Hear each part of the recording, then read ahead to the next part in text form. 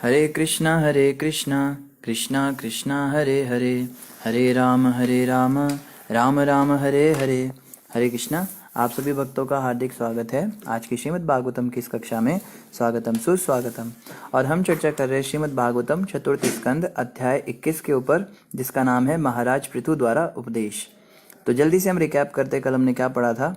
कल हम पढ़ रहे थे कि महाराज पृथु उपदेश दे रहे थे अपनी प्रजा को और बता रहे थे कि भगवान की भक्ति करनी चाहिए, कितना यह आवश्यक है भगवान की सेवा में लगे रहना।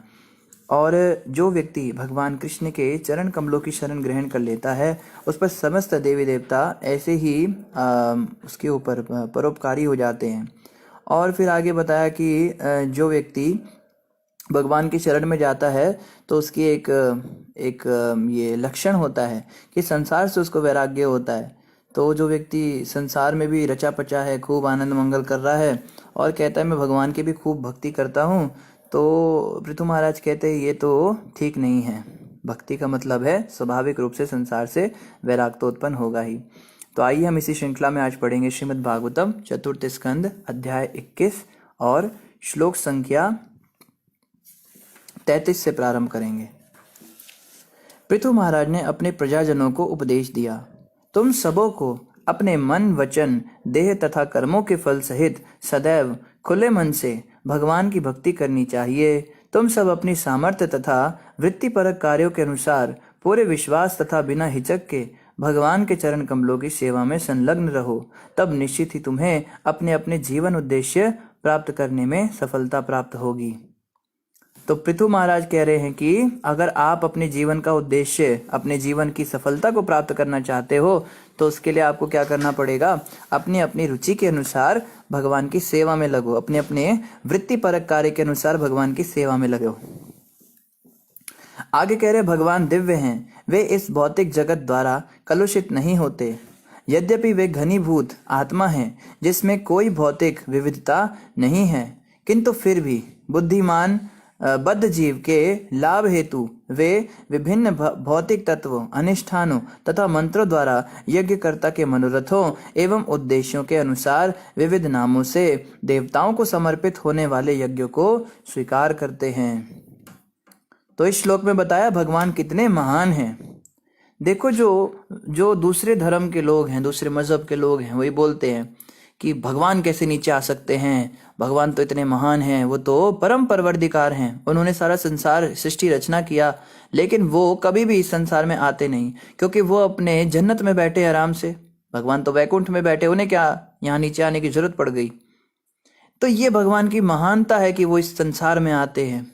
हमारे भक्ति विनोद ठाकुर महाराज एक वैष्णव गीत में कहते हैं, गोपीनाथ तुमी कृपा पारवारा, जीवेर कारणे आसिया प्रपंच, लीला कोइल सुविस्तारा।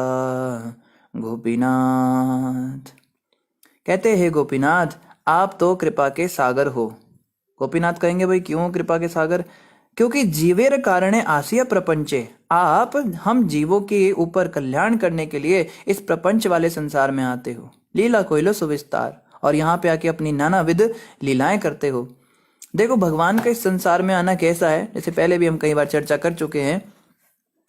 सबसे गंदी जेल, आप में से कोई गया हो तो पता होगा, भगवान ना करे किसी को जाना पड़े, जेल जो है ना बड़ी अलग अलग टाइप की होती हैं। जो सबसे गंदी वाली जेल होती है उसमें क्या होता है, वो एकदम अंधेरी होती है और बहुत गंदी बदबू उसमें होती है, मक्खी मच्छर गंदगी पड़ी है जगह जगह पे, कई बार तो मल मूत्र भी वहीं पे निकल जाता है कैदियों का, और कुछ सड़ा हुआ पड़ा है, कुछ गंदा पड़ा है, और कपड़ों में से भी बदबू आ रही है उन लोगों के, और बाल बढ़े हुए हैं और शरीर इतनी गंदी गंदी शक्लें हैं उनकी, और मुंह से भी उल्टी सीधी बातें कर रहे हैं। ऐसी गंदी सी जेल के अंदर मान लो कोई देश का प्रधानमंत्री कभी चला जाए तो ये कितनी बड़ी बात है। कैदी लोग तो बेवकूफ़ हैं, उनको तो पता ही नहीं, वो तो कहेंगे क्या बड़ा काम कर दिया प्रधानमंत्री, इधर हम तो इतने सालों से रह रहे हैं ना, ये थोड़ी देर के लागे तो क्या बड़ी बात है। पर बड़ी बात है क्योंकि तुम मजबूरी में यहाँ पर हो और ये अपनी इच्छा से आया है। यही अंतर होता है भगवान के इस संसार में आने में और हमारे इस संसार में आने में। जब हम इस संसार के अंदर आते तो मजबूरी में आते, हम कर्म बंधन में बंधकर इस संसार में आते हैं, आ गिरते हैं ना चाहते हुए भी। लेकिन भगवान जब इस संसार में आते हैं वो वैकुंठ का ऐश्वर्य छोड़ के आते हैं। वैकुंठ धाम के सामने ये संसार बिल्कुल गंदी सी जेल के समान है, जो वो बिल्कुल मलमूत्र और गंदगी पड़ी हुई जैसे वहां पर है, उसका भी 1000 गुना ज्यादा गंदा लगा लो आप, ऐसी गंदगी में आ रहे हैं। तो प्रश्न उठता है कि प्रधानमंत्री को क्या आवश्यकता पड़ गई जेल में जाने की? तो प्रधानमंत्री को क्या आवश्यकता है? कोई जरूरत नहीं है, आराम से बैठा है अपना कार्यालय में काम कर रहा है। कैदियों को तो सजा मिलनी ही चाहिए, जो गलत काम करेगा उसको सजा भुगतनी चाहिए। लेकिन प्रधानमंत्री के मन में कभी कभी ये इच्छा आती है कि बेचारे कैदी फंसे हुए हैं, इनको जाके कुछ सदुपदेश देकर आऊं, इनको समझाऊं भाई तुम अपना जीवन बर्बाद कर रहे हो, अच्छे काम करो और वापस निकलो इस जेल से बाहर। इस प्रकार भगवान इस संसार में बार बार आते हैं, एक बार भी नहीं, कितनी बार आते हैं। कभी वामन बन के आते हैं, कभी नरसिंह बन के आते हैं, कभी परशुराम रूप में आते हैं, कभी राम रूप में, कभी कृष्ण रूप में, कभी कल्कि रूप में, कभी बुद्ध रूप में। इतने सारे रूप बदल बदल कर भगवान इस संसार में आते हैं और हम लोगों को उपदेश देकर जाते हैं। जैसे भगवान कृष्ण आज से लगभग 5000 साल पहले संसार में आए तो हमें उपदेश देकर गए भगवत गीता के, और उन उपदेशों को अगर कोई होशियार होगा, कोई बुद्धिमान होगा तो उन उपदेशों को समझेगा और वापस भक्ति करके इस जेल रूपी संसार से बाहर निकलेगा। लेकिन हम इतने मूर्ख होते हैं, हम कहते देखो भगवान कृष्ण भी संसार में आए, उन्होंने भी माँ के पेट से जन्म लिया, वो भी हमारी तरह सामान्य मानव हो गए। तो कैदी बेवकूफ है ना, जो कहेगा कि देखो आज तो प्रधानमंत्री भी जेल में आ गया, इसका मतलब ये भी कैदी है। अरे वो कैदी थोड़ी ना है, वो तो तुम पे कृपा करने आया उल्टा। कितने मूर्ख होते हैं वो लोग जो कहते हैं देखो भगवान भी इस संसार में आने लगे, अब तो राम भी देखो कैसे रो रहे हैं अपनी पत्नी के विरह में, हैं उनकी भी पत्नी को हरण हो गया, कृष्ण भी कितने परेशान हुए, ऐसा हुआ वैसा हुआ। ये सब उनकी लीला थी। राम जी की स्त्री को कोई हाथ भी लगा सके ऐसा सामर्थ्य किसमें होगा तीनों लोकों में? लेकिन ये उनकी इच्छा थी, उनको ये लीला करनी थी, ये एक ड्रामा था। रावण कौन था? रावण स्वयं उनका अपना एक निजी पार्षद ही तो था। जय और विजय ही तो रावण और कुंभकर्ण बन के आए थे। तो ड्रामा चल रहा था, ये लीला चल रही थी, इसको लीला कहते हैं। हम जब इस संसार में कोई भी कार्यकलाप करते हैं तो उससे हम कर्म बंधन में फंस जाते हैं, लेकिन भगवान जब भी कोई कार्यकलाप करते हैं तो उसको लीला कहते हैं, और उसके गायन और श्रवण से जो है तीनों लोग पवित्र होते हैं। तो यहाँ पे यही बात बताई जा रही है कि भगवान इतने इतने इतने इतने दयालु हैं कि ऐसे सड़े हुए संसार के अंदर अपने वैभव छोड़कर आते हैं हम बद्ध जीवों पर कृपा करने के लिए, और भौतिक तत्वों, भौतिक अनुष्ठानों, मंत्रों तथा यज्ञकर्ता के मनोरथों एवं उद्देश्यों के अनुसार विविध नामों से देवताओं को समर्पित होने वाले यज्ञों को स्वीकार भी करते हैं। केवल आते ही नहीं, वो सारी सामग्री स्वीकार करते हैं। हमारी गंदी सी रोटी को खाने के लिए थोड़ा ना भगवान ठाकुर जी के रूप में मूर्ति के अंदर आएंगे। हम कहते हैं ना ठाकुर जी को आज हमने बड़ा अच्छा भोग लगाया, ये बनाया वो बनाया। अरे आप क्या भोग लगाओगे? वैकुंठ लोक में जो वहां के निवासी ठाकुर जी को भोग लगाते हैं, 56 भोग बना के थाली में लगाते हैं, श्रीमती राधा रानी स्वयं जो कुकिंग करके भगवान को भोग लगाती हैं, तुम क्या भोग लगाओगे भगवान को? हम तो बड़ा गरजते हैं ना अहंकार में, हमारे यहाँ तो बड़ा प्रॉपर सेवा होती है, 3 बार भोग लगता है, हम तो ऐसा करते हैं वैसा करते हैं। तुम क्या करोगे? मिलावटी सामान मिलाकर तुम क्या भगवान को खुश कर लोगे? तुम्हारे ये पराठे और ये मक्खन खाने के लिए क्या भगवान वैकुंठ छोड़ के आएंगे? ये भगवान की कृपा है, इसको समझिए। बहुत बहुत बहुत दयालु हैं हमारे प्रभु, जो उस मूर्ति के अंदर प्रकट होकर हमारी ऑफरिंग्स को स्वीकार करने के लिए आते हैं। ये उनकी कृपा है, इसको समझना है। मंदिर में जो अर्चा विग्रह के रूप में भगवान का अवतार होता है, ये साक्षात भगवान का अवतार है। प्रतिमा नाई तो मैं साक्षात ब्रजेंद्र नंदन, मानो या ना मानो भगवान तो साक्षात प्रकट होते हैं। लेकिन अब ये हमारे ऊपर है कि हम उन्हें देख पाते हैं नहीं। तो कभी भी इस बात का अभिमान नहीं होना चाहिए कि हमने बहुत सेवा करी, आज ठाकुर जी के ये किया वो किया। भगवान की सेवा करने के लिए तो लक्ष्मियां लाइन लगा के खड़ी रहती हैं। तो हमें क्या करना है, ये समझना है कि भगवान बहुत दयालु हैं, हम तो किसी लायक नहीं हैं उनकी सेवा करने के, पर उन्होंने बहुत कृपा करके इस मूर्ति के अंदर प्रवेश किया है। लकड़ी की, धातु की, मार्बल की जो भी मूर्ति हमारे पास है, जो भी विग्रह है, मूर्ति नहीं कहते उसको, श्री विग्रह कहते हैं। तो विग्रह रूप में भगवान आते हैं, यज्ञ रूप में भगवान स्वीकार करते हैं भेंटों को। तो इस बात को हमें समझना है कि भगवान कितने ज्यादा दयालु हैं। भगवान सर्वव्यापी हैं, किंतु वे प्रकृति, काल, अभिलाषा तथा वृत्तिपरक कर्मों के संयोग से उत्पन्न विभिन्न प्रकार के शरीरों में भी प्रकट होते हैं। इस प्रकार विभिन्न प्रकार की चेतनाएं विकसित होती हैं। जिस प्रकार विभिन्न आकार प्रकार वाले काष्ठ खंडों में एक सी ही अग्नि विभिन्न रूपों में प्रकट होती है। तो पहला तो ये कि विग्रह रूप में भगवान प्रकट हुए, ये बहुत बड़ी बात है। दूसरा कि भगवान अवतार लेकर स्वयं इस संसार में आके लीलाएं करते हैं, ये और भी बड़ी बात है। और इससे भी बड़ी बात क्या है, कण कण में भगवान हमेशा हमेशा के लिए निवास करते हैं, ये और भी बड़ी बात है। जब भगवान इस संसार में आते तो कुछ साल रहते। भगवान कृष्ण 125 साल तक इस संसार में रहे थे। भगवान चैतन्य महाप्रभु लगभग 48 साल इस संसार में रहे थे। लेकिन जो विग्रह है, जो मूर्ति है, वो तो कई कई हजारों सालों तक यहाँ पे रहते हैं। लेकिन समय के साथ वो भी लुप्त हो जाते हैं। लेकिन जो ये परमात्मा स्वरूप है भगवान का, जो हर एक के हृदय में भगवान निवास करते हैं, या भगवान जो हैं वो ये कण कण में विराजमान रहते हैं संसार में, ये तो हमेशा रहते हैं, जब सृष्टि होती है तब से लेके प्रलय तक। ये बहुत बड़ी बात है। और आगे कह रहे हैं, भगवान समस्त यज्ञों के फल के स्वामी तथा भोक्ता हैं, साथ ही वे परम गुरु भी हैं। इस भूतल के आप सभी नागरिक जिनका मुझसे संबंध है और जो अपने कर्मों द्वारा भगवान की पूजा कर रहे हैं, मुझ पर परम अनुग्रह कर रहे हैं। अतः हे नागरिकों, मैं तुम सबको धन्यवाद देता हूँ। तो पृथु महाराज कह रहे हैं, thank you very much for pleasing Krishna. तुम सब कृष्ण की भक्ति कर रहे हो, कृष्ण की भक्ति में लगे हो, ये देखकर मुझे बहुत अच्छा लग रहा है। आप सबका बहुत बहुत धन्यवाद। और हम भी आप सबका धन्यवाद करना चाहते हैं। आप सभी जो कथा में आते हो, कथा को इतने ध्यान से सुनते हो, हर रोज समय निकालते हो, कुछ लाइव आते हो, कुछ आगे पीछे आते हो, आप सबका बहुत बहुत धन्यवाद। आप भक्ति कर रहे हो, ये बहुत बड़ी बात है। देखो ना, ये कलयुग चल रहा है, यहाँ पे कलयुग तांडव कर रहा है। घर घर में मांस, घर घर में शराब, घर घर में जुआ, घर घर में अवैध स्त्री संग, अवैध पुरुष संग, इसका प्रचार चल रहा है जोरों शोरों से। डंके की चोट पे कलयुग जो है वो चैलेंज कर रहा है भक्तों को कि रोक सको तो रोक लो। और ऐसे कलयुग के नाच नचाने वाले समय में, जहाँ पे स्त्रियां पुरुषों के साथ समानता चाहती हैं, जहाँ पे पुरुष स्त्रियों को केवल एक खिलौना समझ रहे हैं, जहाँ पे छोटे छोटे बच्चे अपने माँ बाप को कुछ नहीं समझते, जहाँ पे बड़े लोग भी इस बात को समझ नहीं पा रहे हैं कि मृत्यु उनके सामने आने वाली है, वो लोग भी खेलवाड़ कर रहे हैं, जीवन के साथ खेलबाजी कर रहे हैं। ऐसे समय में जहाँ पे मोबाइल, इंटरनेट और टीवी, इन सब ने बेड़ा गर्क कर रखा है लोगों का, आप सब भक्ति कर रहे हो, ये बहुत बड़ी बात है। ये बहुत ही बड़ी बात है। आप सभी बहुत भाग्यशाली हो, हम सभी बहुत भाग्यशाली हैं। और समझना है कि हम बहुत ज़्यादा भगवान की कृपा को ले पा रहे हैं। ये भगवान की बहुत अनुकंपा है कि हम ऐसा कर पा रहे हैं। तो आप सभी का भी हमारी ओर से बहुत बहुत धन्यवाद। आप सब भक्ति करो और भक्ति कराओ। गुरु महाराज कहते हैं, भक्ति करना ये श्रेष्ठ है, लेकिन भक्ति कराना ये सर्वश्रेष्ठ है। प्रचार करो, अपने तक मत रखो। जैसे बीड़ी फूकने वाले, सिगरेट पीने वाले और शराब पीने वाले, गलत काम करने वाले, ये कितना प्रचार करते हैं अपने दोस्तों को, अरे यार लगा लेना, यार एक ले लेना, अरे तो क्या कितना क्या शर्माता है, अरे फ्री में लेना, मैं दे रहा हूँ ना, मेरी ओर से ले ले। ऐसे कर करके जबरदस्ती उन लोगों को ये कलयुग के एजेंट जो हैं वो अपना प्रचार कर रहे हैं। तो आप भी जबरदस्ती प्रचार करो। अरे यार चल ना यार, चलते ना, गीता पढ़ते हैं आज सत्संग में, तुम सुनना यार, एक बार सुन के तो देख, थोड़ा कथा सुन लेना, थोड़ा हरे कृष्णा जप के तो देख, फ्री में जप ले, माला भी मैं फ्री में देता हूँ, गीता तेरे को फ्री में देती हूँ। जबरदस्ती करो लोगों के साथ, बहुत जरूरी है ये।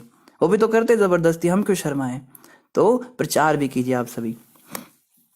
आगे कह रहे, ब्राह्मण तथा वैष्णव अपनी सहिष्णुता, तपस्या, ज्ञान तथा शिक्षा जैसे गुणों के द्वारा स्वयं ही महिमा मंडित होते हैं। इन दिव्य ऋषियों के कारण वैष्णव राजकुल से अधिक शक्तिशाली होते हैं। अतः यह सलाह दी जाती है कि राजकुल इन दोनों कुलों पर अपना शौर्य विक्रम प्रदर्शित ना करे और उनको अपमानित करने से बचे। ये बहुत इंपॉर्टेंट शिक्षा है, इसको नोट करना चाहिए। ये है श्रीमद् भागवत चतुर्थ स्कंद 21वां अध्याय और 37वां श्लोक 4.21.37। यहाँ पे कहा जा रहा है कि वैष्णव और ब्राह्मण के अंदर क्या गुण होते हैं। हम अपने आप को वैष्णव कहते हैं, हम कहते हैं हम ब्राह्मण हैं, है ना। ब्राह्मण, कई लोग बोलते हैं हम ब्राह्मण, हमारी कश्यप कास्ट है, कोई कहते हैं हम तिवारी हैं, कोई कहते हैं हम दुबे हैं, बहुत सारे ब्राह्मण होते हैं। यह बताया गया वैष्णव तो ब्राह्मणों से भी श्रेष्ठ है, जो भगवान विष्णु की भक्ति करते हैं। तो उनमें क्या गुण होने चाहिए? पहला गुण तो उनमें सहिष्णुता होनी चाहिए, सहनशील होने चाहिए। दूसरा, तपस्या होनी चाहिए, तप करना चाहिए। ऐसा नहीं कि वो भी मजा कर रहे हैं, खूब सुविधाओं से लैस जीवन जी रहे हैं। कुछ तपस्या करनी चाहिए। तपस्या मतलब ये नहीं कि पत्थर के ऊपर बैठ के और आंख बंद करके बैठना है या किसी जंगल में जाके एक टांग पे खड़ा हो जाना है। तपस्या का मतलब सुबह 4 बजे उठें, मंगल आरती करें, 16 माला का जाप करें, 4 नियमों का पालन करें, मांस मछली अंडा प्याज लहसुन का सेवन ना करे, शराब बीड़ी सिगरेट खैनी गुटखा तंबाकू चाय कॉफी ना पिए, अवैध स्त्री संग अवैध पुरुष संग ना करे और जुआ सट्टा इत्यादि ना खेले, सच बोले, शास्त्रों में माने, मनगढ़ंत बातें ना करे। तो इन सब नियमों का अगर हम पालन करें तो ये तपस्या में आती है। फिर ज्ञान, ज्ञान होना चाहिए। ये नहीं कि तिलक लगा के घूम रहे और कह रहे हैं ए साला क्या कर रहा है।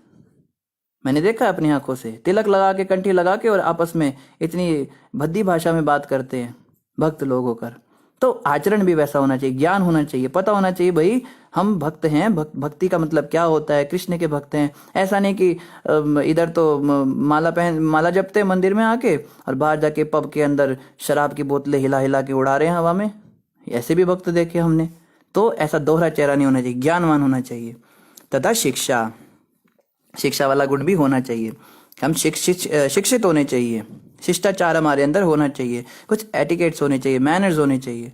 बाहर के लोग हमसे एक्सपेक्ट करते हैं, वो कहते हैं अरे देखो ये भक्त होकर हमारे साथ इतनी बदतमीजी से बात कर रहे हैं।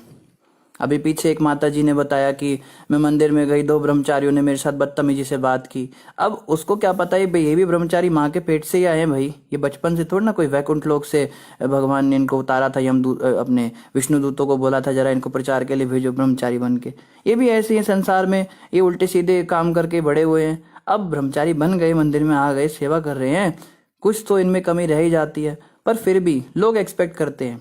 अगर आप वैष्णव वेशभूषा में हो, आपने तिलक लगाया है, कंठी लगाई है, या आपने वो सब नहीं भी लगाया, तो भी अगर आप भगवत गीता पढ़ रहे हो, जाप कर रहे हो, साड़ी पहनते हो, तो लोग एक्सपेक्ट करते हैं कि कम से कम बिहेव करना आना चाहिए, लोगों के साथ अच्छे से बात तो करना आना चाहिए कम से कम, है ना। तो भक्तों को चाहिए कि उनमें ये वाले गुण भी होने चाहिए, आचरण अच्छा होना चाहिए। इन गुणों के द्वारा स्वयं ही वे महिमा मंडित होते हैं। तो भक्त लोग जो हैं वो ऐसे महिमा मंडित होते हैं, इन गुणों के कारण उनकी महिमा बढ़ती है, लोगों में श्रद्धा बढ़ती है। आजकल क्या हो गया ना, जो जितना अच्छा बोलने में एक्सपर्ट होता है उसकी महिमा गान होती है। अरे वो प्रभु जी बड़ा अच्छा लेक्चर देते हैं, वो माता जी इतना जबरदस्त बोलती है यार, तो सुन के देख।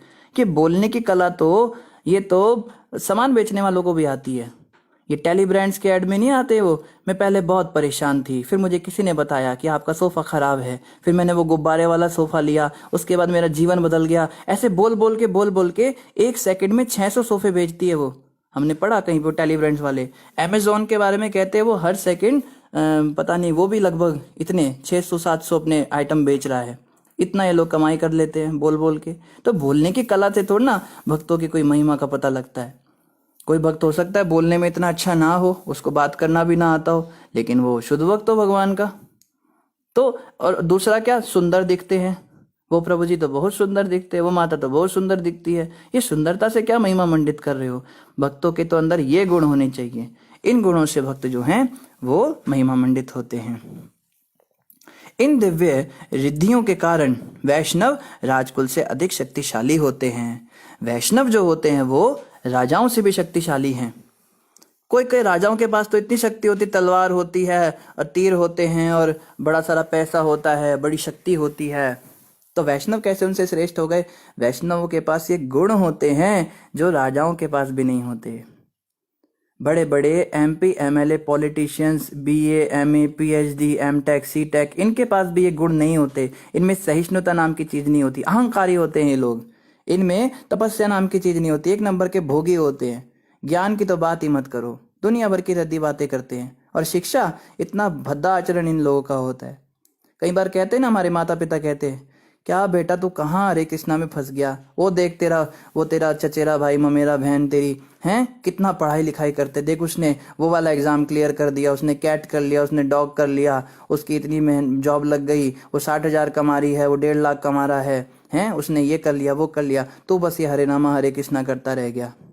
लानत है तेरे ऊपर, कुछ करके दिखा काम। कहाँ है भक्ति में पड़ गए तुम? कई लोग ऐसा बोलते हैं। तो ऐसे लोग जानते नहीं कि उन बड़े बड़े पढ़े लिखे लोगों के पास जो नहीं है वो हमारे पास आ रहा है। ये सद्गुण जो हैं यही तो मूल्यवान होते हैं। इनके आने से पता लगता है कि वास्तव में जीवन का कोई मूल्य है ना। तो इन गुणों के कारण भक्त जो है वो बड़े बड़े राजाओं से भी शक्तिशाली हो जाता है। इसीलिए यह सलाह दी जाती है कि राजकुल इन दोनों कुलों पर अपना शौर्य प्रदर्शित ना करे, उनकी बेइज्जती ना करें। भक्तों की कभी बेइज्जती नहीं करनी चाहिए। ये देखो, ये दिखने में कितना बदसूरत है हैं, और ये देखो भक्त बन गया है, पहले इसने ऐसे काम किए। या कोई अगर बोलना नहीं जानता ठीक से, देखो इसको तो बोलने की अकल नहीं है। कई भक्तों की बड़ी बुरी आदत होती है दूसरों में दोष देखने की, ये ऐसा है वो वैसा है, फिजिकल अपीयरेंस से देखते हैं, इसको कुछ आता नहीं है, ये कुछ पढ़ा लिखा नहीं है, या ये देखो ये इसको इतना भी नहीं पता, इतना भी नहीं पता। अरे वो भक्त है, उसके अंदर सारे गुण धीरे धीरे आ जाएंगे, लेकिन तुम उनकी निंदा करोगे तो तुम्हारा जो है, तुम्हारे सारे गुण चले जाएंगे। इस बात को ध्यान रखना है। राजकुल के लोगों का यह परम कर्तव्य है कि भक्तों पर कभी भी अपना ऐश्वर्य ना दिखाए, उनकी बेइज्जती ना करे। आगे कह रहे हैं, पुरातन, शाश्वत तथा समस्त महापुरुषों के अग्रणी भगवान ने अपनी स्थिर ख्याति के ऐश्वर्य को ब्राह्मणों तथा वैष्णवों के चरण कमलों की उपासना के द्वारा प्राप्त किया, जो समग्र ब्रह्मांड को पवित्र करने वाला है। तो बता रहे हैं कि बड़े बड़े जो पुरातन, शाश्वत तथा समस्त महापुरुषों के अग्रणी भगवान भी हैं, वो भी क्या करते हैं, अपनी स्थिति ख्याति के ऐश्वर्य को ब्राह्मणों तथा वैष्णवों के चरण कमलों की उपासना के द्वारा उससे वो प्राप्त करके समग्र ब्रह्मांड को पवित्र करने वाले बनते हैं। भगवान भी अपने भक्तों का बहुत ज्यादा मान करते हैं। भगवान कृष्ण का ऐसा एक स्वभाव है कि कृष्ण के जो भक्त होते हैं वो उन पे बड़े दयालु रहते हैं। भगवान के जो भक्त होते हैं वो सदैव उनके ऊपर बड़े दयावान रहते हैं। भगवान अर्जुन की छोटी सी भी बेइज्जती सहन नहीं कर पाते थे। द्रौपदी माता के साथ जो भरी सभा में होने वाला था, भगवान को सहन नहीं हुआ। जो भिलनी थी, ये जो क्या क्या नाम था इनका, शबरी जी थी, शबरी के जब बेइज्जती होती थी सबके सामने तो भगवान से सहन नहीं होता था। तो भगवान तो अपने भक्तों का बहुत ज्यादा ध्यान रखने वाले हैं, और जो भगवान अपने भक्तों को इतने ध्यान से रखते हैं, उनका इतनी परवाह करते हैं, उन भक्तों को अगर हम इस प्रकार से शब्द बोलते हैं, ऐसे उनको परेशान करते हैं, बेइज्जत करते हैं, तो हम सोच सकते हैं कि भगवान हमारा क्या हाल करने वाले हैं। इन बातों को हम समझ नहीं पाते। आगे कह रहे हैं, अनंत काल तक स्वतंत्र रहने वाले तथा प्रत्येक हृदय में वास करने वाले भगवान उन लोगों से अत्यधिक प्रसन्न रहते हैं जो उनके चरण चिन्हों का अनुसरण करते हैं और बिना किसी हिचक के ब्राह्मणों तथा वैष्णवों के वंशजों की सेवा करते हैं, क्योंकि वे सदैव ब्राह्मणों तथा वैष्णवों को परम प्रिय हैं और ये सदा ही उनके प्रिय हैं। तो यहाँ बता रहे हैं कि भगवान क्या करते हैं, भगवान के भक्त विशेष रूप से जो ब्राह्मण और वैष्णव होते हैं, ये दोनों भगवान को बहुत प्रिय हैं। और जो भी व्यक्ति ब्राह्मणों और वैष्णवों का बहुत ज्यादा सत्कार करता है, उनकी सेवा करता है, यहाँ तक कि उनके वंशजों की सेवा करता है, मान लो जैसे किसी के दादाजी बहुत बड़े भक्त रहे हों, इवन उनके वंशजों की भी सेवा कर रहा है, तो भगवान कहते हैं ऐसे व्यक्ति पे मैं बहुत प्रसन्न हूँ। ये शॉर्टकट्स हैं, ये सीक्रेट्स हैं भक्ति के। कोई कहे प्रभु जी हमारी एडवांसमेंट नहीं हो रही भक्ति में, हम कितना जप करें, हम कितना सुबह और जल्दी उठे, हम कितने नियमों का पालन करें। अरे ये सब करने से एडवांसमेंट हो या ना हो, अगर किसी भक्त को प्रसन्न कर लोगे ना तो भगवान बहुत जल्दी खुश हो जाएंगे। वैष्णवों की सेवा इसलिए बहुत जरूरी होती है, विशेष रूप से हमारे लिए। तो हमें चाहिए कि ब्राह्मण और वैष्णवों को सदैव ही उनकी सेवा करें, उनके साथ कभी कोई गलत बात ना करें। और एक और बात ये समझ में आए, कोई व्यक्ति कहेगा प्रभु जी ब्राह्मणों के लिए तो यहाँ पे गलत कहा गया, मतलब कि भगवान शूद्रों को और वैश्यों को और क्षत्रियों को तो छोड़ ही दिया, ब्राह्मणों को कहा। तो कहते नहीं बाबा, ब्राह्मण मतलब ये नहीं है कि जो ब्राह्मण का बेटा ब्राह्मण, ऐसा नहीं होता। गुण होने चाहिए ब्राह्मणों वाले। ब्राह्मण का सबसे बड़ा गुण क्या है, वो यहाँ इस श्लोक में बताया गया, उसको भगवान प्रिय होंगे और भगवान को वो प्रिय होगा। ये गुण है ब्राह्मण का। जो भगवान को ही अपना प्रेमी नहीं मानता, जो बस शर्मा शू हाउस और ये तिवारी बुचड़ हाउस ये सब खोल के बैठे हुए हैं, जो नाम के ब्राह्मण रह गए, खाली 2 रुपए का जनेऊ पहनते हैं और सारे गलत काम करते हैं, मांस खाते, शराब पीते, सिगरेटें फूकते हैं। इन लोगों की बात नहीं हो रही यहाँ पे। सच्चा ब्राह्मण तो वही है जो भगवान से प्रेम करे और उनके जो नियम बताएं शास्त्रों में उसके अनुसार चले। ऐसे जो भक्त हैं, ऐसे जो ब्राह्मण वैष्णव हैं, ये भगवान को प्राणों से भी प्यारे हैं।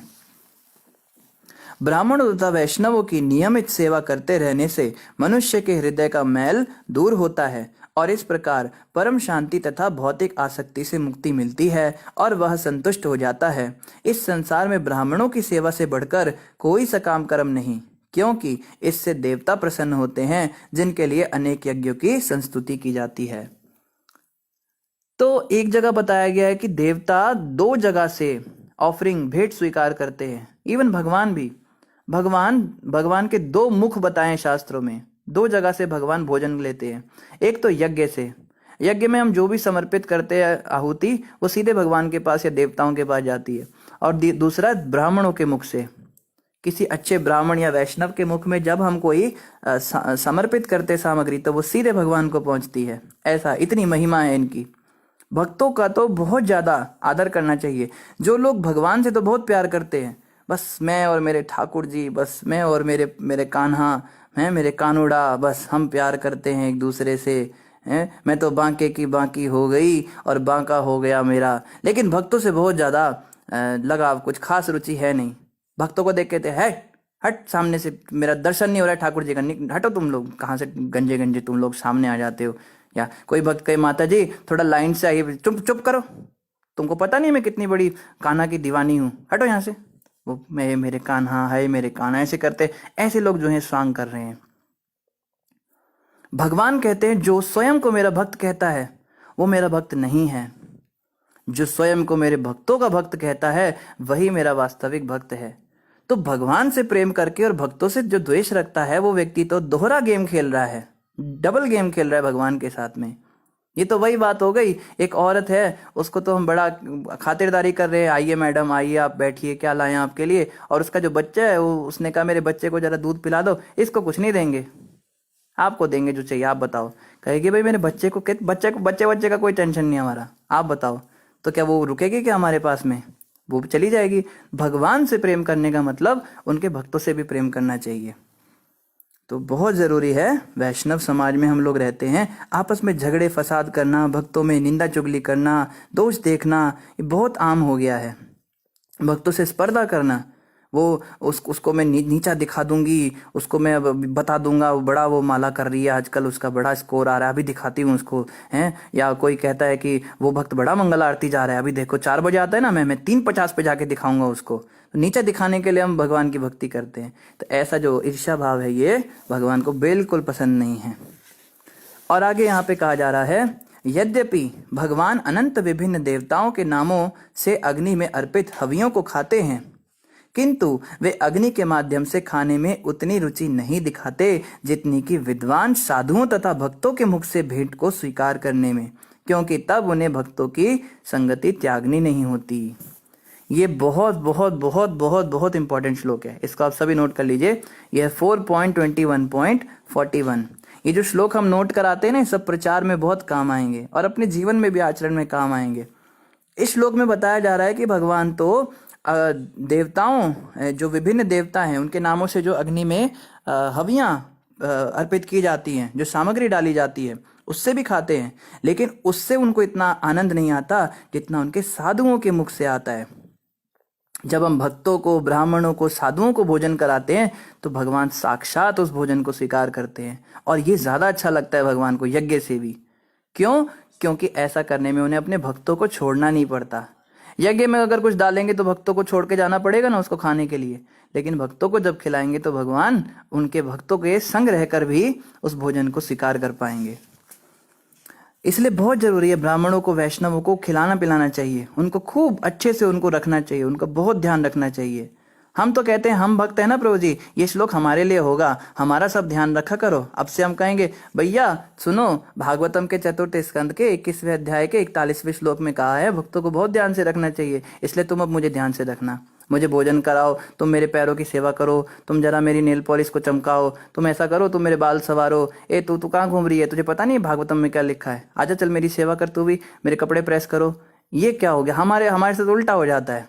हम अपने आप को भक्त समझने लगते हैं और इन श्लोकों को अपने ऊपर अप्लाई करने लगते हैं। हम तो कम वक्त हैं, भक्त नहीं हैं हम लोग कम वक्त हैं। हम लोग तो, मैं अपनी बात करता हूँ, आप सब तो नहीं हैं, आप सब तो वैष्णव हैं, मैं तो दुनिया का सबसे बुरा व्यक्ति हूँ, क्योंकि मुझे पता है मेरे कर्म कैसे हैं।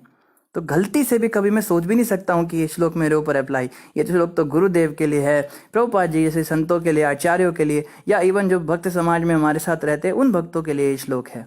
मुझे उन सब का ध्यान रखना है, मुझे उनको अच्छे से भोजन पानी कराना है, उनकी खूब सेवा करनी है। ऐसा इस श्लोक का भाव होना चाहिए। ब्राह्मण संस्कृति में ब्राह्मणों का दिव्य स्थान शाश्वत रूप से बनाए रखा जाता है, क्योंकि वेदों के आदेशों को श्रद्धा, तप, शास्त्रीय निर्णय, मन तथा इंद्रिय निग्रह एवं ध्यान के साथ स्वीकार किया जाता है। इस प्रकार जीवन का वास्तविक लक्ष्य ठीक उसी तरह से प्रकाशमान हो उठता है जिस प्रकार स्वच्छ दर्पण में किसी का मुंह भली भांति प्रतिबिंबित होता है। तो बहुत ही बढ़िया बताया जा रहा है ब्राह्मण संस्कृति का मतलब क्या होता है। ब्राह्मण संस्कृति का मतलब होता है ब्राह्मण अपने दिव्य शाश्वत रूप में उसको बनाए रखते हैं। ब्राह्मण का बेटा कभी कुकर्मी नहीं होता। बेटा कहता है मेरे पिताजी इतने बड़े ब्राह्मण थे, मैं भी अच्छे कर्म करूंगा, मैं भी भक्ति करूंगा भगवान की, मैं भी ब्राह्मण कहलाऊंगा। लेकिन आजकल क्या हो गया है, नाम तो ब्राह्मण होता है लेकिन काम सारे शूद्रों वाले होते हैं। जैसे भी कोई व्यक्ति किसी की नौकरी स्वीकार करता है उसको शूद्र कहते हैं। जो लोग जॉब करते हैं ना वो सब शूद्र की कैटेगरी में आते हैं बाय डिफॉल्ट, क्योंकि ब्राह्मण का कार्य होता है भिक्षा ऐठन करना, वो भी 3 घरों से। 3 घरों में भिक्षा मांगने जाता है, अगर नहीं मिले तो 5 घरों में जा सकता है, अगर तब भी नहीं मिले तो संतुष्ट रहना चाहिए जो है या जो नहीं है, ऐसे भगवान का भजन करना चाहिए। इसको कहते हैं ब्राह्मण। जो लोग नौकरी करते हैं और सैलरी लेते हैं वो लोग तो शूद्र होते हैं। तो कलयुग शूद्र संभवा, शास्त्रों में कहा है कलयुग में सभी शूद्र पैदा होंगे। कोई गुण तो उनमें होता नहीं, इंद्र तृप्ति के गुलाम होते हैं, कोई नियम नहीं, कोई कायदा कानून नहीं है। ऐसे लोग जो हैं ये कहते हैं जरूर है कि हम ब्राह्मण हैं, लेकिन ब्राह्मण संस्कृति का पालन नहीं करते। क्षत्रिय उसको नहीं कहा जाता, वो गाड़ियों के पीछे राजपूत लिखवाएंगे और तलवारें बना देंगे और कहेंगे हम तो क्षत्रिय हैं, और चूहा देख के घबरा जाएगा, 4 दीवार फांद के भागेगा, अरे चूहा दिख गया। ये क्या काहे का क्षत्रिय है तू? क्षत्रिय का मतलब होता है शौर्य हो, उनमें वीरता हो उनके अंदर। और वीरता खाली ऐसे ही ना हो कि स्त्रियों के ऊपर वीरता दिखा रहा है, देखो मैंने 4 स्त्रियों को थप्पड़ मार दिया आज, या फिर पतलू के ऊपर दिखा रहा है, जो बेचारे जो पहले ही कमजोर लोग हैं उनको मार पीट के आ गया स्कूल में, पापा मैं आज शौर्य दिखा के आया हूँ।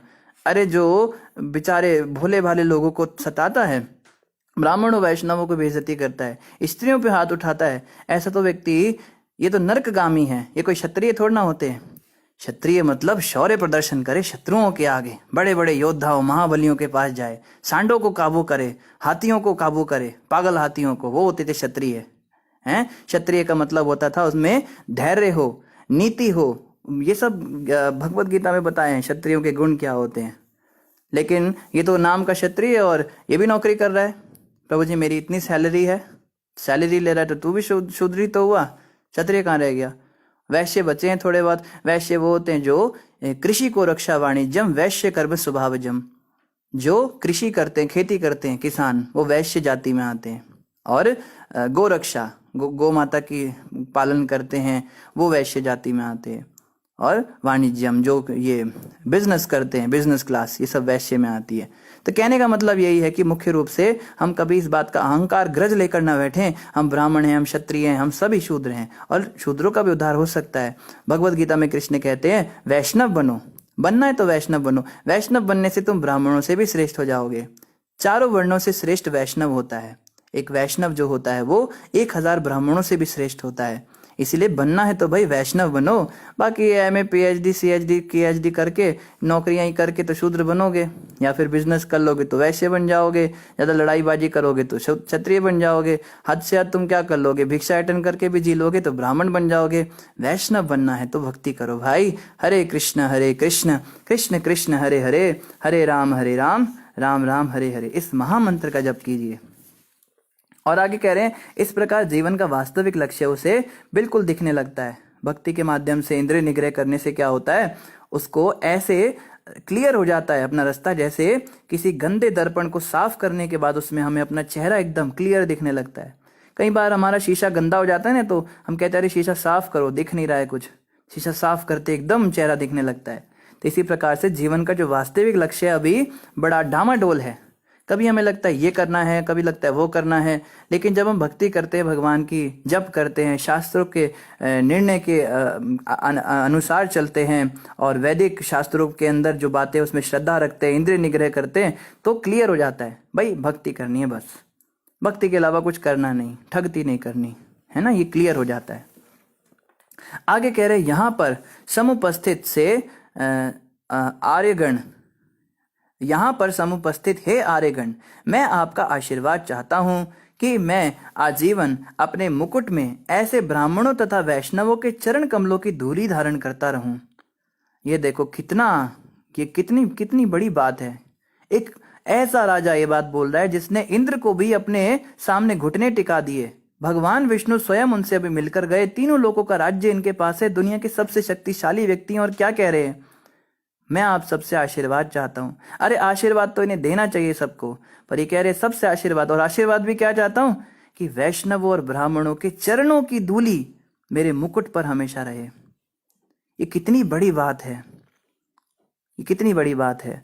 हमारे लिए ऐसा कहना कोई बड़ी बात नहीं, हम तो हैं ही कीड़े, कीड़े ही तो हैं हम लोग, क्या हम कितना कमा लेंगे, कितना हमारे पास शक्ति है, पर जो तीनों लोगों का स्वामी होकर भी ऐसी बात कह रहा है कि ब्राह्मण और वैष्णवों के चरणों के अंदर जो धूल लगी होती है वो मेरे सिर पर आ जाए, तो इसका मतलब ब्राह्मण और वैष्णव बहुत बड़ी बात है, इनको बहुत ध्यान से रखना चाहिए, इनके प्रति कभी अपराध नहीं करना चाहिए।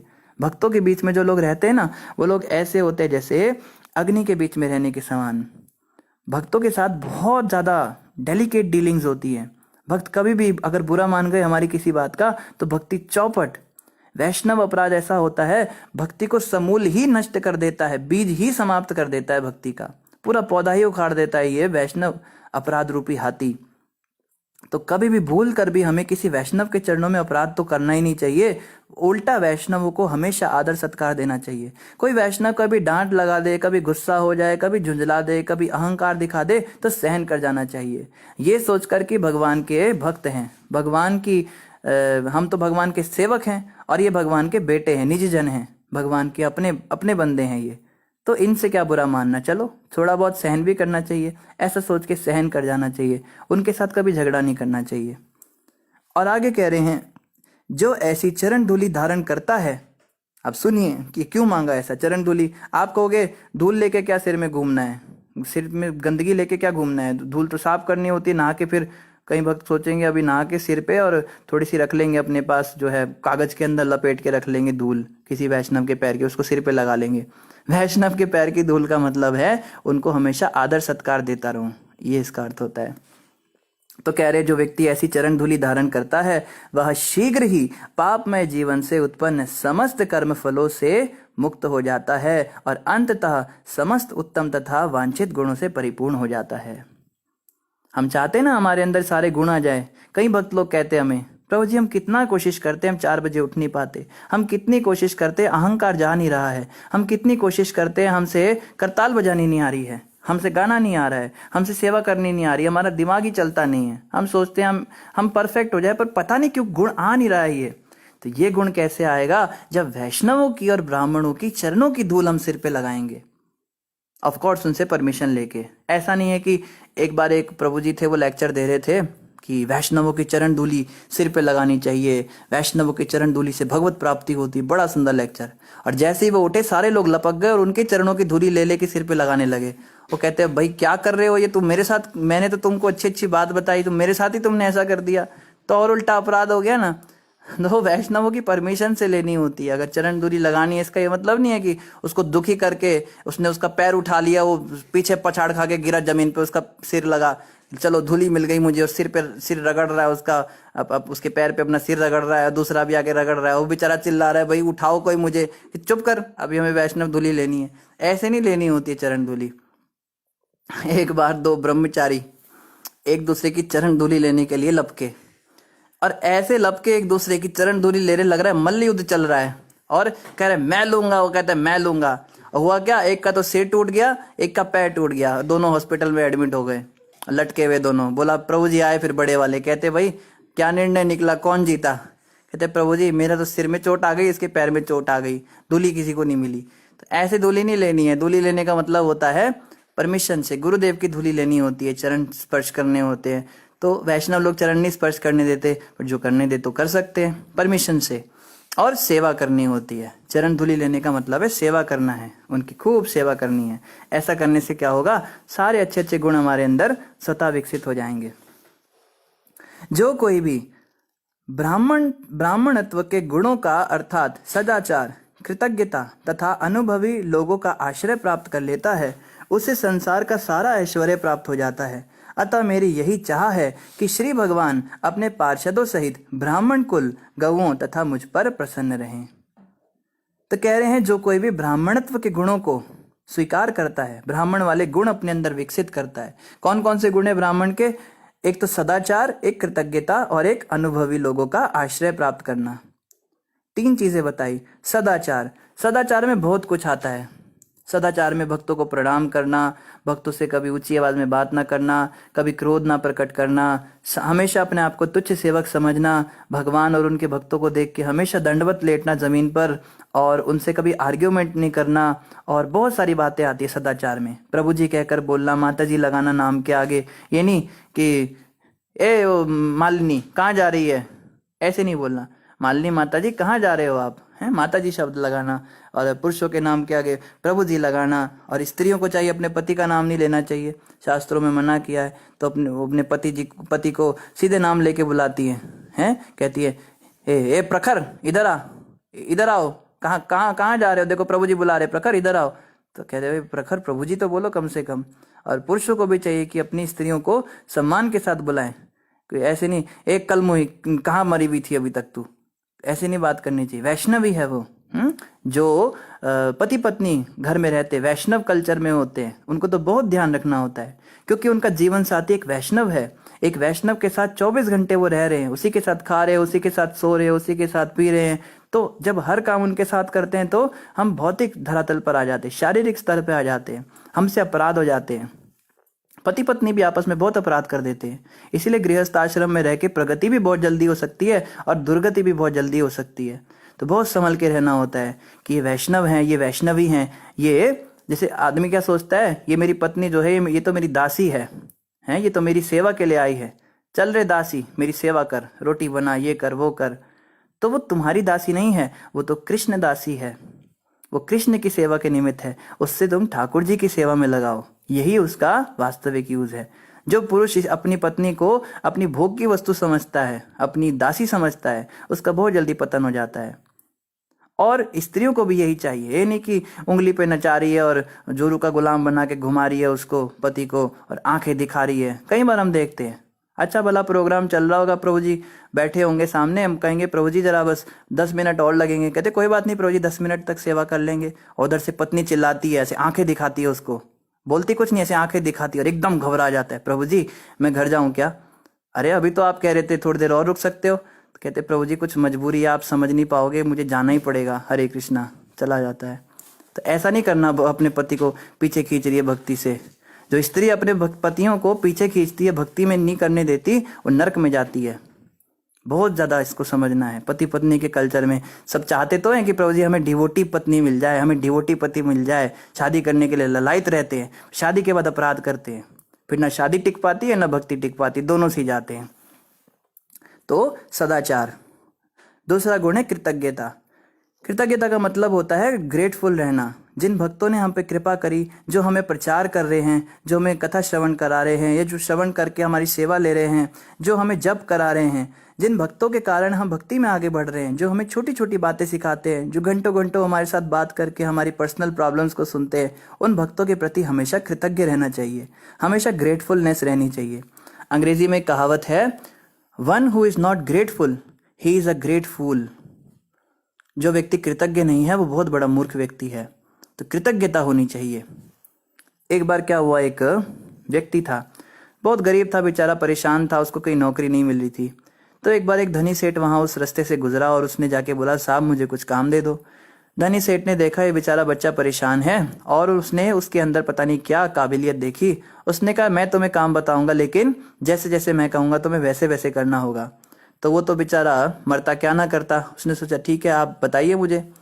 तो वो सेट उसको ले गया, उसने उसको ट्रेनिंग दी, सिखाया, लड़कों के अंडर में रखा, उसने ट्रेनिंग ली। तो देखते ही देखते जो है वो ऑफिस के अंदर बड़ा अच्छा परफॉर्मेंस करने लगा, उसको सब समझ में आने लगा। और करते करते करते करते कुछ ही सालों में वो बहुत सीनियर पोस्ट पे चला गया, उसके फटाफट प्रमोशंस होते चले गए, मालिक का चहीता बन गया जो उसको लाया था। और मालिक को उस पर इतना ट्रस्ट हो गया था, मालिक उसको अपनी कॉन्फिडेंशियल बातें भी बताता था, कंपनी की जो बातें किसी से नहीं करता था वो उससे करने लगा। तो जो व्यक्ति जल्दी जल्दी भक्ति में या किसी भी काम में आगे बढ़ता है उससे ईर्ष्या भी हो जाती है लोगों को। तो कई ईर्ष्यालु लोगों ने एक टीम बना ली। उन्होंने कहा ये लड़का जो है बहुत जल्दी जल्दी आगे बढ़ रहा है और मालिक इसको इतना पसंद करने लगा है, और पता नहीं क्या इसके अंदर कुछ तो कमी देखो, इसको निकालो ऑफिस से बाहर, ये यहाँ रहेगा तो हमारा प्रमोशन कभी नहीं हो पाएगा। तो उन सब ने आपस में मंत्रणा की इसको कैसे निकाला जाए। तो उसमें कुछ ना कुछ तो कहीं तो कुछ गड़बड़ होगी, कुछ तो गलती करता होगा। तो उन्होंने ध्यान से उसको सुबह से रात तक देखा। तो दिन का एक समय ऐसा होता था जब वो अपने कैबिन में जाता था और चुपचाप वहां जाके कुछ करता था और एकदम बाहर निकल के आता था, और किसी को कुछ नहीं पता था कि उस समय वो क्या करता था। तो कुछ लोगों ने पता किया तो देखा अंदर एक बक्सा था, उस बक्से में ताला लगा हुआ था। तो वो आदमी जो था वो रोज उस कैबिन में जाता, ताला खोलता, बक्से में कुछ करता और उसके बाद ताला बंद करके बाहर आ जाता। तो उन लोगों को पूरा शक हो गया ये पक्का कुछ तो गड़बड़ करता है। जब ये किसी को बताता नहीं, चुपके से ऐसे अकेले में जाता है, मतलब कंपनी के कोई कागज या कोई पैसे वैसे इसने पक्का चोरी किए हैं। तो इन सब ने मिलकर अगले दिन बॉस को कंप्लेन कर दी, सर ये ऐसे ऐसे लड़का करता है, आप इस पे बड़ा विश्वास करते हो, आपको पता है आपके साथ कितना बड़ा विश्वासघात कर रहा है।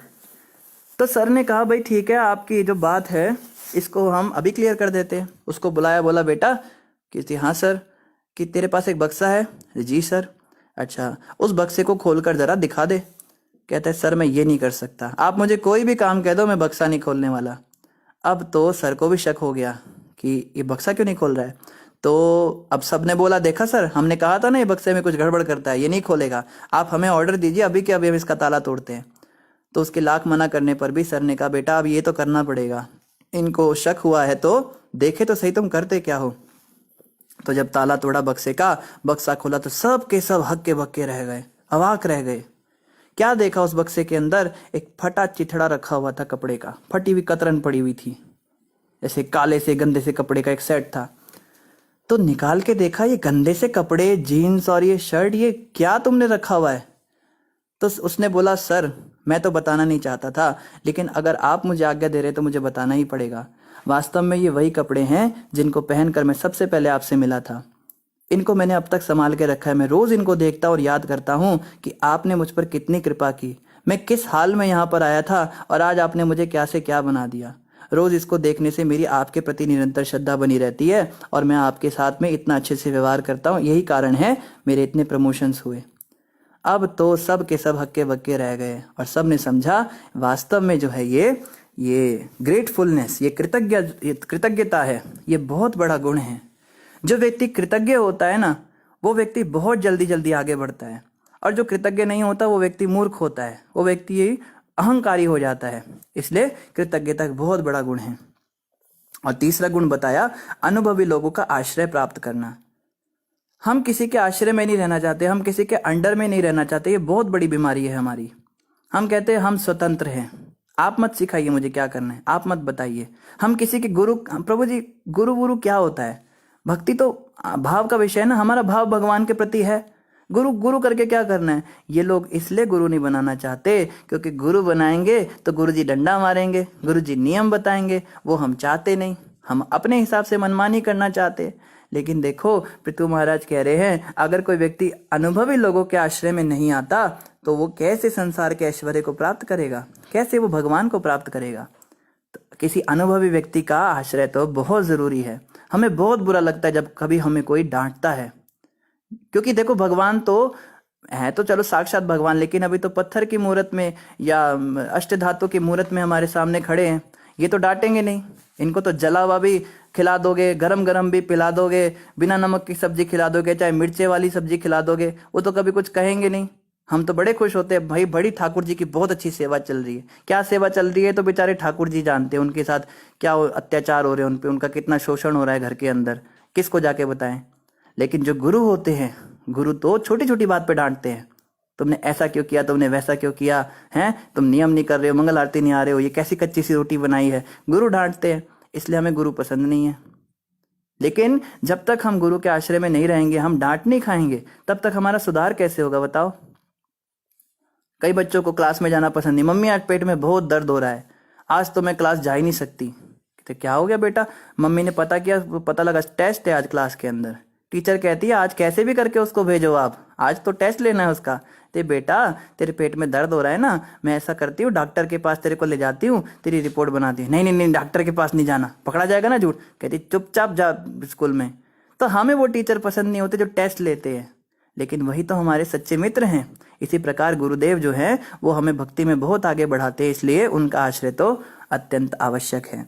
तो ये 3 गुण, सदाचार, कृतज्ञता और अनुभवी लोगों का आश्रय प्राप्त कर लेना, ये क्या करते हैं, उससे संसार का सारा ऐश्वर्य प्राप्त कराते हैं। अतः मेरी यह चाह है कि श्री भगवान अपने पार्षदों सहित ब्राह्मण कुल, गौओं तथा मुझ पर प्रसन्न रहें। तो ब्राह्मणों के अंदर ये गुण होने चाहिए। मैत्रेय उवाच, मैत्रेय ऋषि ने आगे कहा, राजा पृथु को इस प्रकार संभाषण करते सुनकर सभी देवताओं, पितृलोक के वासियों, ब्राह्मणों तथा उस सभा में उपस्थित साधु पुरुषों ने अपनी शुभकामनाएं व्यक्त करते हुए साधुवाद किया। तो जब उन्होंने सुना कि पृथु महाराज अपनी प्रजा को कितने सुंदर सुंदर उपदेश दे रहे हैं, तो सारे जो ब्राह्मण थे, जितने पितृलोक के वासी थे, देवता थे, सब बड़े खुश हुए। सब ने कहा बहुत अच्छा बहुत अच्छा। उन सबों ने घोषित किया कि वेदों का यह निर्णय पूरा हुआ कि पुत्र के कर्म से मनुष्य स्वर्गलोक को जीत सकता है, क्योंकि ब्राह्मणों के श्राप से मारा गया अत्यंत पापी वेण अब अपने पुत्र महाराज पृथु के द्वारा नारकीय जीवन के गहन अंधकार से उबारा गया था। ये भी बहुत इंपॉर्टेंट श्लोक है। यहाँ पे बताया जा रहा है कि पृथु महाराज की भक्ति के कारण उनके पिता वेण को भी दुर्गति में जो पड़े थे उनको भी सदगति मिल गई। बोला कि वेण तो एक नंबर का चोर बदमाश था, उसने तो इतना शोषण किया, ब्राह्मणों की आंखें निकाल ली, देवताओं को कैद करके रख लिया और सारे यज्ञ बंद करा दिए, पूरा नास्तिकवाद का प्रचार किया, बहुत गहरे कुएं के अंदर गिरा होगा, कौन से अंधकार वाले नरक में जाके वो गिरा होगा। लेकिन क्योंकि उसका बेटा इतना बड़ा भक्त बन गया, इसलिए उसके स्वर्ग के रास्ते खोल दिए जाएं, ये निर्णय हुआ। तो जो लोग अपने माता पिता के प्रति बहुत घबराते हैं कि हमारे माँ बाप जो हैं बहुत पापी हैं, प्रभु जी कैसे उन्हें भक्ति में लगाएं, उन्हें भक्ति में लगाने की आवश्यकता नहीं। आप भक्ति में लगिए, आप शुद्ध भक्त बनिए, आपके माता पिता का स्वतः ही उद्धार हो जाएगा। कई लोग होते हैं, प्रभु जी मैं अपनी मम्मी को मंगल आरती ला रही थी ना, इसलिए मैं लेट हो गई मंदिर आने में, दर्शन ही बंद हो गए। तो ना तो मम्मी का कुछ फायदा हुआ ना तेरा फायदा हुआ, इससे अच्छा तो खुद मंगल आरती आ जा, तेरी मम्मी को भी उसका फायदा मिलेगा। क्योंकि माता पिता ने जन्म दिया है, बहुत बड़ी बात है, उन्होंने शरीर दिया है, उनका बहुत बड़ा ऋण है। तो जो भी भक्ति हम कर पा रहे हैं उन्हीं की तो कारण है। अगर उन माँ बाप ने हमें शरीर ही ना दिया होता मनुष्य का, तो क्या खाक भक्ति करते। तो इसीलिए भगवान ने ऐसा नियम बनाया है, अगर आप भक्ति करते हो तो माता पिता को भी उसका बेनिफिट मिलता ही मिलता है। इसलिए घबराना नहीं भक्तों को कि प्रभु जी मेरे माँ बाप का कैसे उद्धार होगा। जो भक्ति करते हैं भगवान की, उनके माता पिता का तो क्या, भगवान 14 पीढ़ियों का भी उद्धार कर देते हैं। इसमें बिल्कुल निश्चिंत रहना चाहिए। कई लोग कहते हैं ना, आपने तो घर संसार छोड़ दिया, अपने माँ बाप को तो छोड़ दिया, उनका कौन देखभाल करेगा, उनका कौन ध्यान रखेगा, क्या आपको शोभा देता है ऐसा करना। अरे तुम बड़ा ध्यान कर रहे हो, तुम लोग जो शादी होने के बाद घर में दीवारें लगा देते हो, किचन में दीवारें लगा देते हो, तुम जो अमेरिका और ऐसे देशों के अंदर जाकर बस जाते हो और माँ बाप को पूछते भी नहीं हो, तुम बड़ा ध्यान रख रहे हो। मान लो कोई कहे नहीं हम तो ऐसे नहीं है, हम तो करते सेवा करते, क्या सेवा करते हो तुम? उनके जीते जी उनको केवल खुश कर सकते हो, वो भी बहुत रेयर केस में, लेकिन उनके मरने के बाद उनकी जो गति होगी उस पर तुम्हारा कोई कंट्रोल नहीं है। जब कोई व्यक्ति संसार से जाता है तो ना तो कोई इसका साथ देता है ना दे सकता है, सब कोई इधर ही रह जाता है। माँ मेरी जब जाएगी, मेरे पिता जब जाएंगे तो मैं उनके साथ नहीं जा सकता, मैं उन्हें नहीं बचा सकता, उनके कर्म उनको ले जाएंगे जहाँ उनको जाना है।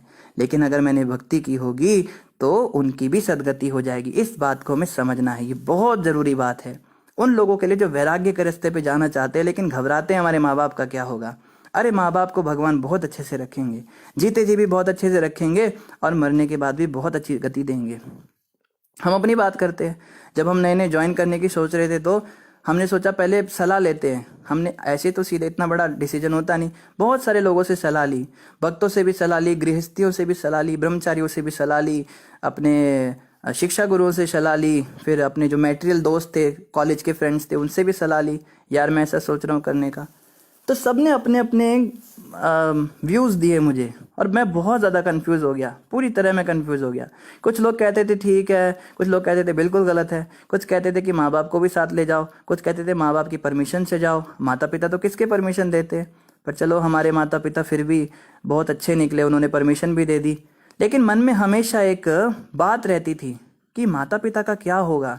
मैं इकलौता बेटा, मेरा छोटा भाई जो है वो कुछ उसको मेंटल प्रॉब्लम है, तो वो बेचारा कुछ कर नहीं सकता, उल्टा वो उनकी जिम्मेदारी बना हुआ है, वो क्या उनकी जिम्मेदारी लेगा। तो ऐसे परिवार को मैं कैसे छोड़ दूँ, कैसे कौन उनका ध्यान रखेगा, कैसे उनका गुजारा चलेगा, ये मेरे मन में डाउट आता था। लेकिन वैष्णवों ने समझाया, गुरुजी ने भी समझाया कि भगवान ध्यान रखेंगे, तो आंख बंद करके इस रास्ते पर आ गए। और मैं आपको बताना चाहता हूँ, जब से मैंने घर छोड़ा है, मेरे माता पिता का घर का और ज़्यादा बढ़िया जीवन जो है स्तर ऊंचा हो गया।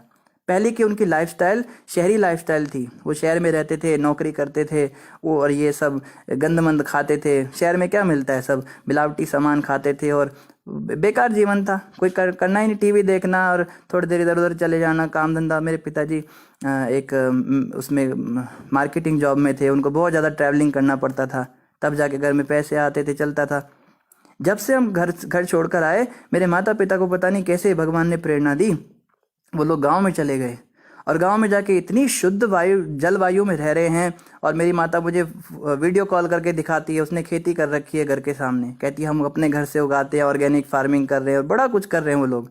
वो तो गांव के दूसरे लोगों को भी ऑर्गेनिक चीज़ें खिला रहे हैं, इतनी शुद्ध। और घर में गाय भैंस भी पाली हुई हैं, उनका दूध पी रहे हैं। पहले तो शहर में कहाँ गाय भैंस पाल सकते थे, और बहुत बढ़िया जीवन हो गया।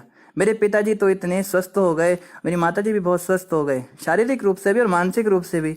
परिवार के साथ रह रहे, हर प्रकार से उनको आनंद है। और ऐसा नहीं कि भक्ति में नीचे गिरे। मेरी माताजी मुझे फ़ोन करके खुद बताती हैं, मैंने एकादशी का व्रत किया, निर्जला किया, मैंने कुछ नहीं पिया, पानी भी नहीं पिया। कभी वो बताती है मैंने कार्तिक का पूरा महीना ऐसे निकाला, सुबह उठ के स्नान किया। जबकि मैं उनको कुछ नहीं कहता ये सब करने को। जब तक मैं उन्हें प्रचार करता था शहर में रह के, तब तक उन्होंने कुछ नहीं किया। मैं उनको कहता था जप कर लो, थोड़ा एकादशी व्रत कर लो, नहीं करना उन्होंने, बिल्कुल नहीं करना। और जैसे ही मैंने उनको छोड़ा, तो देखो भगवान ने पकड़ लिया। हम लोगों को विश्वास नहीं है भगवान पर, हम छोड़ते हैं और भगवान पकड़ लेते हैं। द्रौपदी ने जैसे ही साड़ी छोड़ी, तो तुरंत कृष्ण भगवान ने आके पकड़ ली। अगर द्रौपदी माता छोड़ती ना, तो भगवान कैसे पकड़ते बताओ। हम कहते तो है समर्पण, ये होता है। तो देखो ना, छोटा सा रिस्क लेने से इतना बड़ा। और मैं तो बड़ा अचंभा मानता हूँ कि ऐसा कैसे हो गया, ये नामुमकिन कार्य था। मेरे पिताजी महामंत्र का जप करते, मेरी माताजी महामंत्र का जप करते, सब कुछ अपने आप हो रहा है। अभी पीछे उन्होंने पिछले हफ्ते कोई वीडियो बना के भेजी, वो पूरे घर में हरे कृष्णा बज रहा है, और वो दिखा रहे हैं मुझको। बड़ा आनंद आया देख के, क्योंकि मुझे बड़ी टेंशन थी, इनका क्या होगा, इनकी कैसे गति कराऊंगा। तो कृष्ण पूरा ध्यान रखते हैं इन बातों का। तो हमें भगवान पे विश्वास होना चाहिए, और भगवान हमारे घर वालों को बहुत अच्छे से रख सकते हैं, हम उतने अच्छे से नहीं रख सकते। तो इस बात को हमें समझना है और जीवन में धारण करने का प्रयास करना है। इन्हीं शब्दों के साथ आप सभी का धन्यवाद। समय लगभग पूरा हो गया, कल हम यहीं से आगे कंटिन्यू करेंगे कि पृथु महाराज ने जब इस प्रकार से सबको उपदेश दिया, फिर सारे देवताओं ने उनको क्या जवाब दिया, ब्राह्मणों ने क्या कहा, और सारे जो प्रजा के लोग थे उन्होंने फिर आगे क्या किया, कैसे पृथु महाराज को भगवत प्राप्ति हुई, ये सब हम कल पढ़ेंगे। तो आप सभी का धन्यवाद। किसी का कोई प्रश्न हो तो आप कमेंट पर लिखकर पूछ सकते हैं। जिन भी भक्तों ने हरे कृष्णा और दंडवत प्रणाम कहा है, आप सबको हमारी ओर से हरे कृष्णा दंडवत प्रणाम। अशोक जी कह रहे हैं, गुरुजी कमाल मिमिक करते हो। अशोक प्रभु, सब आपका आशीर्वाद है, हम कौन होते हैं। और इनके अलावा अनीता माता कह रही है, प्रभु जी due to network issue I am not able to join class, Hare Krishna. कोई बात नहीं अनीता माता, ये फेसबुक की क्लास है, जूम क्लास नहीं है, ये बाद में भी रहती है, आप बाद में भी इसको सुन सकते हो। ये ऑटोमेटिक अपलोड हो जाती है फेसबुक पे। तो ग्रुप है, जिस ग्रुप में हमने आपको ऐड किया उसमें इसका लिंक आ जाएगा, हम भी डालेंगे और अशोक प्रभु भी डालते रहते हैं, तो उस पर क्लिक करके आप ये क्लास कभी भी आगे पीछे सुन सकते हो। हाँ, अशोक प्रभु ने भी यही कहा है। अशोक प्रभु कह रहे हैं हम तो गुरुजी सैलरी लेते हैं। हाँ तो अशोक जी, हम सैलरी लेते हैं तो फिर हम जन्म से तो शूद्र हुए, कर्मों से हम ब्राह्मण बन सकते हैं, कर्मों से हम ब्राह्मण से भी श्रेष्ठ वैष्णव बन सकते हैं। है ना। इस बात का अहंकार कभी मत आने देना अपने मन में कि मैं तो ब्राह्मण कुल में जन्मा हूँ, क्योंकि कर्म तो मैंने शूद्रों वाले ही किए ना आखिरकार। लेकिन अगर मैं भक्ति करूं, भगवान को समर्पित करूं, देखो जो गृहस्थ अपने सैलरी का 50% भगवान कृष्ण की सेवा में देता है, साधु सेवा में देता है, तो उसके सारे कर्म कट जाते हैं, फिर उसको सैलरी लेने का दोष नहीं लगता, फिर वो वैष्णव बन जाता है।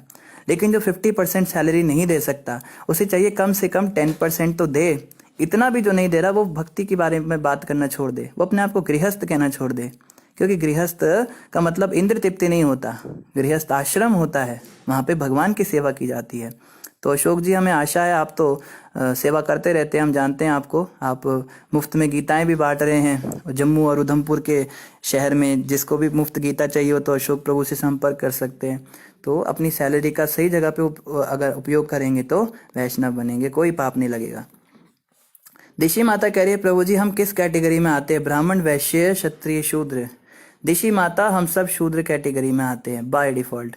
शूद्र भी नहीं है हम, तो उससे भी नीचे गिरे हुए हैं। शूद्र के अंदर भी 14 गुण होते हैं, शास्त्र कहता है। शूद्र जो होता है वो पंचुअल होता है, शूद्र समर्पित होता है, शूद्र सहिष्णु होता है, उसमें विनम्रता होती है। शूद्र जो है कॉन्फिडेंशियल होता है, राज को राज रखता है। बहुत सारे और भी गुण होते हैं शूद्र में, तो हम में तो ये गुण भी नहीं है, हम तो शूद्र से भी गिरे हुए हैं। बस यही सोचना चाहिए, हमारा उद्धार तो स्वयं चैतन्य महाप्रभु नित्यानंद प्रभु ही कर दे तो कर दे, नहीं तो कोई हमारा रास्ता तो दिखता नहीं है हमारे उद्धार का। मैं अपनी बात करता हूँ। और इनके अलावा अशोक जी कह रहे बहुत ही सुंदर भाव है आज की कथा में। जी अशोक प्रभु, आज की कथा बहुत ही सुंदर हुई। अनीता माता कह रही है आज की कथा की जय। रुद्र, आपकी भी जय हो अनीता माता, धन्यवाद आप आए। और इनके अलावा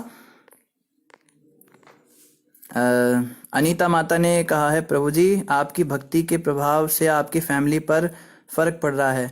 अनीता माता, हमारी तो कोई भक्ति है नहीं, लेकिन भगवान का कथन है कि जो समर्पण करेगा उसके घर वालों का मैं ध्यान रखूंगा। तो उस बात को पूरा करने के लिए भगवान को ऐसा करना पड़ा। मैं तो मूर्ख हूं ना, मुझे तो विश्वास नहीं होता था, मैंने डाउट किया भगवान पे, तो भगवान ने तुरंत मुझे करेक्ट कर दिया कि देखो तुम मेरे पे डाउट करते थे, अभी देखो मैं कैसे चमत्कार करके दिखाता हूँ।